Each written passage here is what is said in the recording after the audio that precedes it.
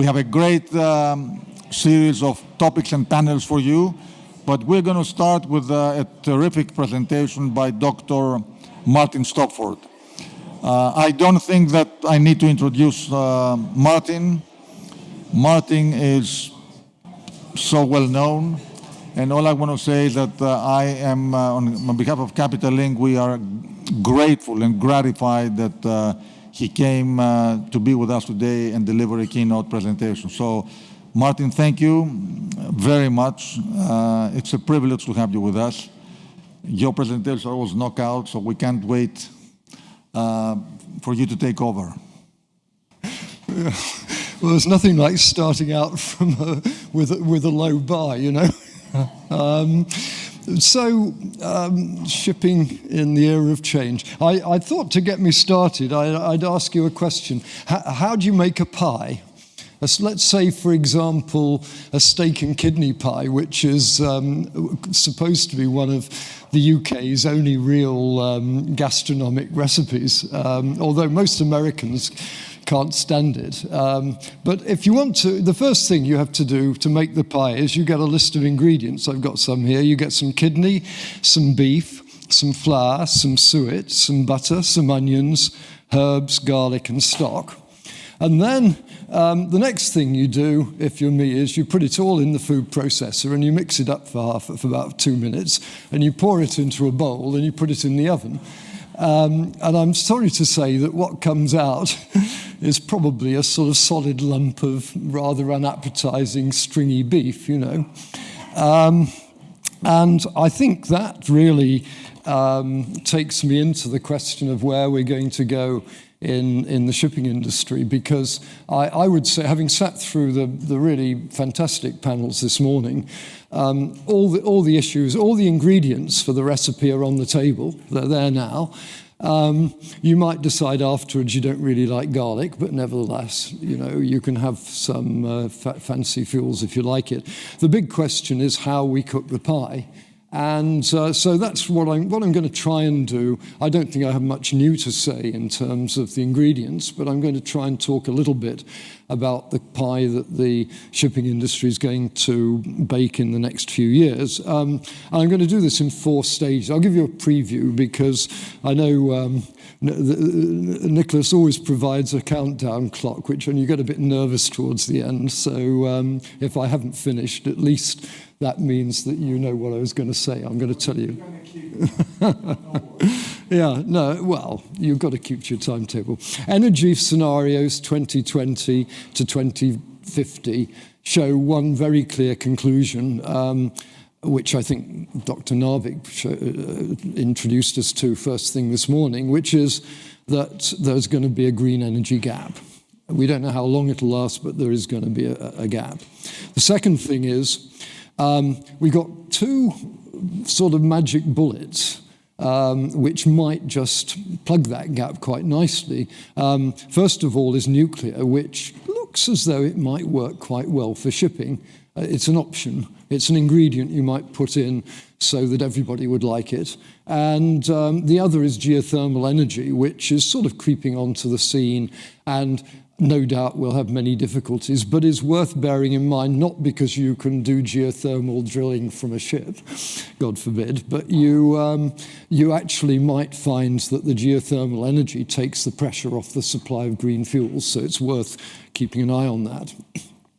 The third one is fleet investment, which I think you might as well accept is going to be risky.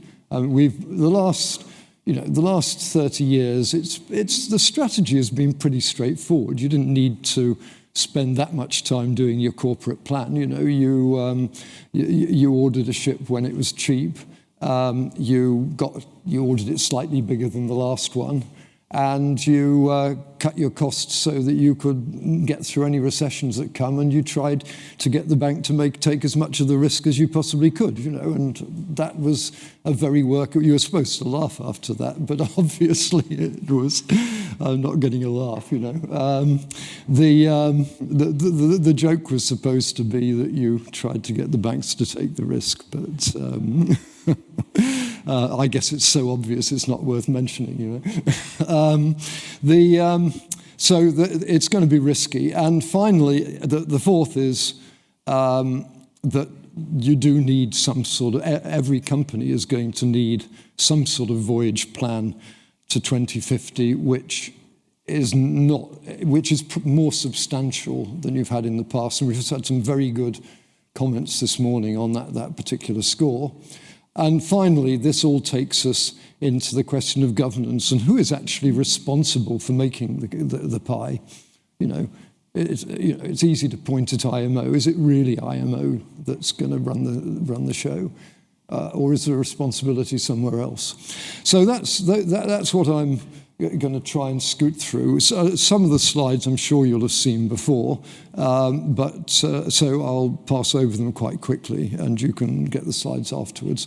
But if we start off with the whole question of where green energy is going to come from, that the current outlook is that the global energy demand for green fuels is going to be very high indeed. And again, Dr. Narvik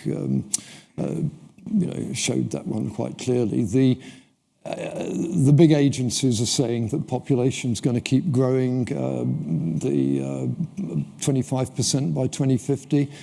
We move nearly 2 tons per capita, so that's a big chunk of trade just to keep up with the growth of the population, and GDP could double.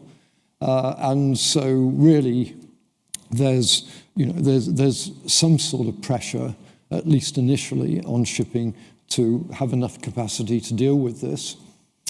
If we look at the actual growth of energy consumption, the blue line here is the energy from fossil fuels, which has been growing very steadily at about 3% per annum. It wobbled in the 1980s as a result of the first oil crisis, but it's been up at 3% per annum. And the renewables down the bottom, the number 3 is nuclear, which is a fair bit and declining. Number 4 is solar, and number 5 is wind. And those, at the moment, are only a very small percentage of the total electricity consumption. And if we take a look at where we're going on this, I pulled this out of a BP forecast, which they published in July. It's not precise because they were a bit coy about the numbers. You had to extract them from little tables at the back. But I think these are roughly what they're saying for their accelerated case, which is quite an optimistic case, actually. And under that, the fossil fuels come down, but as was very clearly agreed this morning, they're going to be underpinning the energy supply for a long time to come. And we have this enormous increase in solar and wind. And even on this scenario, there's going to be a green energy gap between today and about 2040.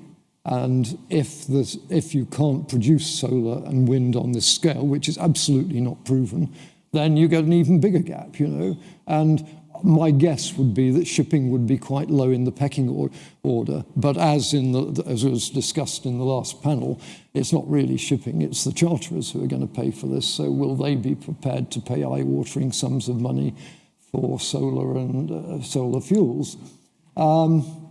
And if we just look at the electricity position, I won't dwell on this, but here's your 3% growth of electricity demand. Gasoline, we're just in the process of moving gasoline, which is 24% of oil demand, out of petrol into electricity. And as you can see from the pie chart, coal is already 36% of electricity generation. And according to BP, there's going to be a cracking market for LNG to replace coal in the IPPs around Asia. So, you're going to have shipping is going to have to work very hard. I think if you're going to get a secure supply of green fuel, you're going to have to get a charterer to give you a contract to underwrite that fuel supply with one of the very few suppliers who have it. People like Yara claim to have some. we went through the options here, and the big the fossil fuel options are pretty clear. And I was very interested in the comments on ethane gas and the cheapness of that in the States, because I've not heard that discussed much as a possibility, but that, of course, is a hydrocarbon too, but it has some slight benefits. And then you come to methanol, which you need carbon dioxide and you need electricity to produce the green methanol, to synthesize it into the green methanol. And if you look at the plans, if you list all the plans, they're all tiny. You know, they don't even fuel a ship. And hydrogen, fine. You're minus 253 degrees. You're almost at absolute zero there. And the Americans seem to have had quite a lot of trouble getting their space rocket off, thanks to the hydrogen which kept escaping. So what happens in a Cape-sized bulker, I have no idea. And then the backstop is the nuclear, which, if you look at the energy density, a litre of heavy fuel oil is 41 megajoules per litre, and a litre of uranium-235 slightly enriched is 67.4 million. So this is seriously a serious source of energy. And I would argue it's also a forward-looking source of energy. I mean, what you're trying to do with wind and solar is reproduce what nature's done over millions of years, nature and the rainforests, and you're trying to do that in little plants, and it is expensive if you take a look at it. I just did a calculation, and this container ship delivered in 2021, 200 tons per day at 22 knots. That means it would need 400 tons per day of green methanol, which has half the energy density of heavy fuel oil.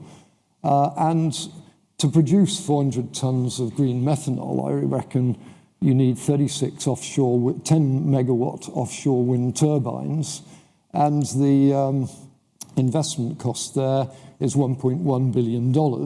And that would run one ship. And then you've got $100,000 a day to pay the running expenses of that offshore. Now, solar might be a bit cheaper, but I did check those figures, and there was a very similar wind farm of that size off somewhere in the UK, Blackpool or somewhere.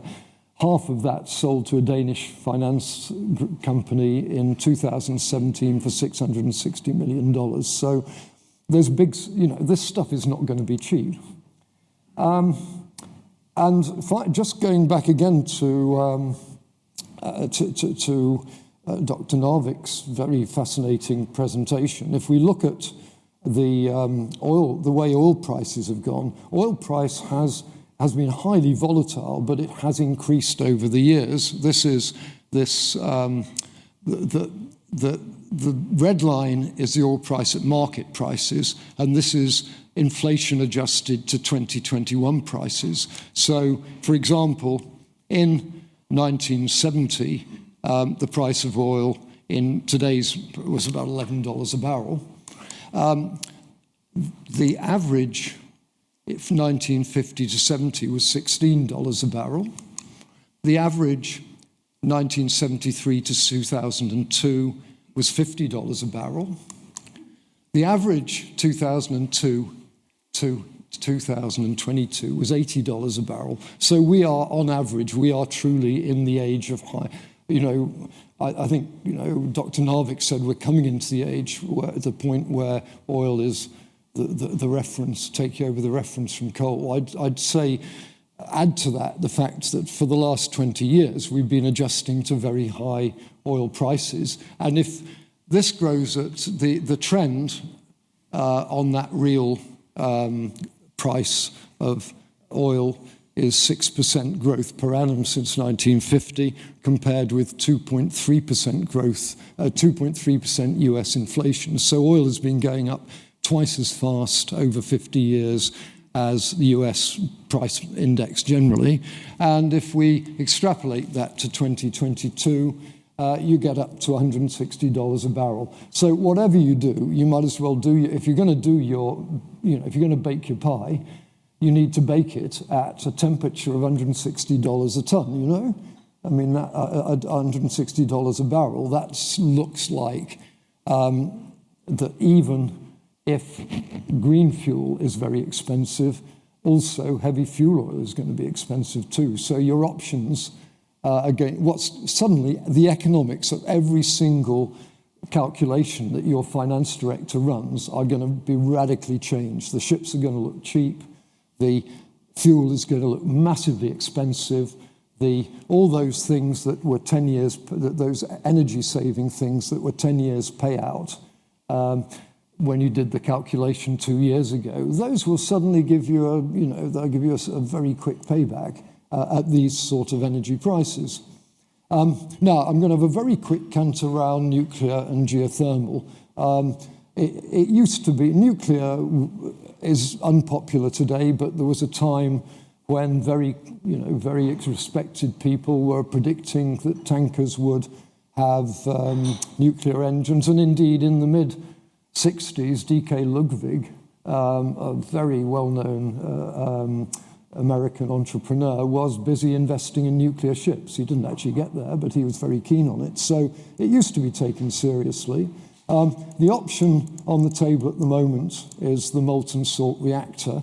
The advantages are you can build it in a factory, it runs for 30 years without refueling, and you get most of the fuel back at the end of 30 years. It's safe because it works at ambient pressure, which means if the reactor shell fractures, you don't get nothing to escape because there's no difference of pressure.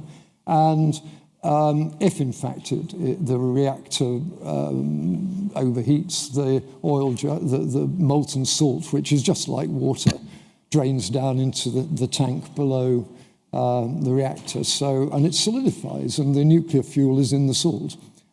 They're testing these in the States, and they've just started a non-nuclear version of one of these plants on a test, and they're talking about having a reactor available for the early 2030s. And if you put it in 8,000 or 10,000 biggest ships, you'd remove half the shipping industry's emissions at a stroke. The other one is geothermal energy, which obviously doesn't affect shipping, but it would certainly, if it happens, would certainly affect the availability of green fuels. And this, you can get from the chart what's going on. You're pumping down, you go down to, 10 kilometers where it's 300 or 400 degrees. You pump down cold water, it goes through fissures. It's a bit like fracking, really, and then you pump out the steam and hot water. So the idea is you do that drilling by a power station with suitable geology, and then you just pump the steam into the turbine and carry on as usual. It's quite a simple way to proceed. I think whatever you look at, the fleet investment is going to be risky, and there was a fair bit of discussion on Knut's panel this morning. My rough calculation, I haven't updated this for a year or so, but this is the way that in shipbuilding we used to do the world investment calculations, is about $3 to $4 trillion is going to be spent on ships. So it's a lot of money, and normally the industry leaves it to the shipyards who build a ship based on last done. You're not going to be able to do that this time. Somebody is going to have to do some serious development work. And with $3 or $4 trillion on the table, it would be foolish not to. You might, it would be a bit like making your steak and kidney pie in a food processor, if you know what I mean. people are sitting on their hand. I mean, several people have mentioned it when I was chatting today. There's no order book to speak of for but this is order book as a percent of the fleet, nothing really for tankers and bulkers. A surprisingly small number of container ships, considering the vast amounts of money they've made. So the whole position will also be pushed forward by how fast trade grows. And one of the issues which is really quite worrying at the moment is that when you look at price elasticity, which the first speaker was referring to, one of the things economists do is to split the effect of an increase in prices into the income effect. That is the effect that price increase has on the expenditure of the consumer, and the substitution effect. In other words, if you can find something cheaper, you'll use it. And they both matter, because the income effect for the sorts of things that are going on is quite likely to cause difficult demand and maybe recessions. And the substitution effect is great if you can find some. There was a massive substitution after the oil price went up in 1980 because all the power stations were ready to switch from oil to coal. So the oil trade fell from 1.5 billion tons to 900 million tons in about 4 years. I don't see anything like that around, which means it's going to be a very big income effect. It's going to hit consumers. These very high green energy prices, if we really believe that we're going to go green, are going to hit consumers very hard. And of course, 40% of the cargo carried by the shipping industry today is fossil fuels. When you burn that, it's nearly half of the carbon emissions. So we come to this interesting point over the risky, why the investment is risky. And I'd say there's two sorts of risk. One is there's a bit of risk about whether you buy a dual fuel engine. I know there was a few interesting doubts about whether there will be teething problems with the dual fuel engines, but I mean, MAN seemed pretty confident about the ammonia engine, which is supposed to be available in 2024. So I think you can move ahead on the dual fuel engines, that's fine, but of course you don't know whether you'll get the green fuel.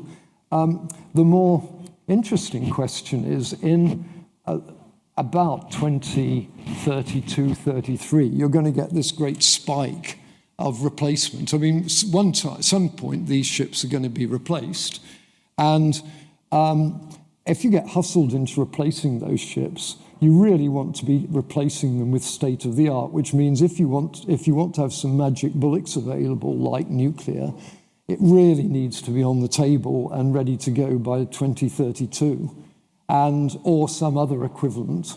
And so the two elements in the strategy, you have to bake your pie in two separate parts, which gives you a much better result. You cook the meat first. And so you get started in the 2020s by sorting out your ship design, your electrical systems, and your dual fuel engines. And then hopefully you're ready to go if by chance maybe the Lone Ranger in the form of the molten salt reactor, rides into town and solves the problem. Well, stranger things have happened,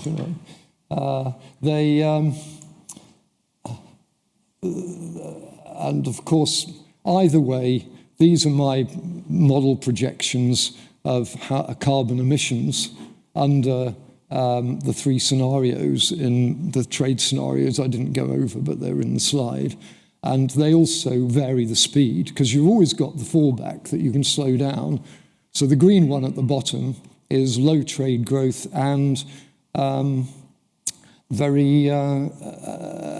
10 knots steaming speed, and you get very close to zero that way. So, but it does assume you are producing a lot of green ships during the 2030s. And so I think the focus is not just to worry about your dual fuel engine, it's to worry about whether the industry and the world is investing enough to get the magic bullet for the early 2030s. Zero carbon voyage plan, well, very briefly, the deep sea, I think for the 2020s, slow speed diesel engines with all the usual suspects. Short sea, great opportunity to get into electric and batteries. A nice report from MIT just recently saying battery prices have fallen 50%, and they're going to fall another 50%. And indeed, the battery manufacturers, a lot of worry about the components, but it seems like the big battery manufacturers are really taking the recycling of components seriously. And so you might very well find that there isn't a sort of a sting in the tail of the batteries. So I think that gives you the 2020s. Short sea has a very different strategy from deep sea. And then the technical performance in the 30s becomes absolutely crucial, and economic viability. You really, at this stage, have to run your economic viability calculations. And for what it's worth, the numbers I've been running, I've been talking quite a lot to a company called Core Power, who, they're working on this they have funding from the Gates Foundation, which is pretty respectable. And on those numbers, funnily enough, the nuclear, you can depreciate it you lay out a lot at the beginning, but you can depreciate it very comfortably over 30 years, and it comes out as cheap as heavy fuel oil, strangely enough. Doesn't look bad at all. So I wouldn't write that one off just because you don't like the look of nuclear. I'm not going to go through this. Actually, strangely enough, to prove that history repeats itself, I first did this diagram with rather inferior graphics in 1979. And it stood me in good stead. It just shows, I never throw anything away. And all it does is show you that there's a lot of things you can do if you're clever enough with digital technology to really holistically sort out the performance of your ship on board, which is the stuff at the bottom, and the format of your logistics. Believe me, the industry is barely scratching the surface at the moment. I've been talking to companies about digital technology for 10 years now, and even the best ones are not really, very comfortable with this. But if you can make it work, it just works wonders. It will completely change your life. But, of course, this does take us into there's more, I'd forgotten. Well, nobody says it's easy, You need, if you got yourself a checklist for this, you probably never finish your plan. And this is another list of stuff that they're doing on the NYK 2050 ship, which you can look at on the slide, which brings me to the last bit, which is what really matters when you bake your pie is you need someone who's a good cook, who's got a feel for it. And although everybody loves to blame the IMO, I think it's the shipping companies and the masters and officers on the ships are the guys who are going to have to sort this one out. If they can't make it work, nobody will. And I think really we ought to see governance in the industry at 4 levels. And I actually wrote a very long paper on this about 6 months ago, which I get many emails from German organizations asking me to patent my research. I don't know why, but I think that possibly Mr. Cruz started to talk about this quite a lot, and this whole human thing and the resources was a real theme coming through, and this is where we've got to, and you need the right cook to make the pie, and of course you need the right gardeners to produce the right ingredients. And the problem of the industry today is that the average shipping company, this is slightly old data, it's 2017, has 7. I took out all the one-ship companies, though most of them were kosher companies, people with one ship. In fact, if anyone's got a cheap one, I'm looking to buy one, so if I can only afford one. The real point here is that you really haven't got the depth of resources, and that is not the industry's fault. I mean, the main strategy for the last 30 years, required by the charterers, and the cargo owners, is they want the cheapest freight. You know, I mean, big companies, you know, would go to a lot of trouble to get a cent a barrel off the transport cost of oil. And that's the truth of it. And whatever the president may say, that's what's been going on at the chartering level. And so I think really the challenge is not just to lure good people into the industry, and they might stay a year or two. It's to build corporate environments where people can really enjoy it. You need to bring together the ship. There's far more people on the ships than there is in the office for most companies. And if you can bring those people together, give young engineers a chance to work together and to spend time on the ship, doesn't really make any difference. I'm not going to tell you how you do it because you know how to do it. But there are companies in Hamburg that I know are doing this very well. And I think that this is, is the hardest trick of all. And as any good cook will tell you, it's the most important ingredient in baking a really good pie. The other thing you need is enormous persistence. I put together the world's top 10 shipping entrepreneurs since 1865. And what interesting, these are people who all took a problem by the scruff of the neck and they solved it individually. They made new technology work. Alfred Holt made the boiler work. When everyone else was happy with a 10-pound steam boiler, Alfred Holt wanted to do 60 pounds, and the government tried to stop him. And everyone said, oh, no, it'll explode. But, of course, it was absolutely fine. He'd worked on the railways, so he knew it worked. The last one is Malcolm McLean, who, you know, he spent, I read again that book, The Box, a couple of weekends ago. And at the end of it, I was absolutely exhausted just reading about what he had to do to make containerization work. I had a slide listing all the things which I took out because I knew I'd have run out of time. But I would have, if anyone has ambitions to understand what you're going to have to do in the next 30 years in running a shipping company, read The Box, because it will, he did all, he was, well, I'm not going to go through it, but that's, sorry, yes, Nicholas, I do apologise. I'm getting a red flash now. Conclusions, very quickly. I think after an era of little change, shipping companies need a versatile voyage plan for the next 25 years in a way that you really didn't need them before. I think ship propulsion will be a blend of internal combustion engines, batteries, fossil fuels, green fuels, and nuclear. Several of the speakers on Knut's panel emphasized the need for flexibility, but also the need to make new things work. The ability to harvest the digital information about the performance of the ship, both on board and in a logistics system, is vital. And I think the new era will need a new approach to shipping company governance in a way that hasn't really existed to date. So on that note, I would wish you all more success in making a steak and kidney pie than I have had. Thank you.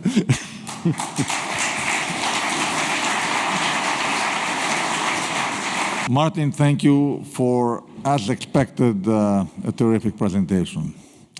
I find it amazing that you're able to collect all this data so consistently and analyze them, not just analyze them, but synthesize and come out with these conclusions. So thank you very much.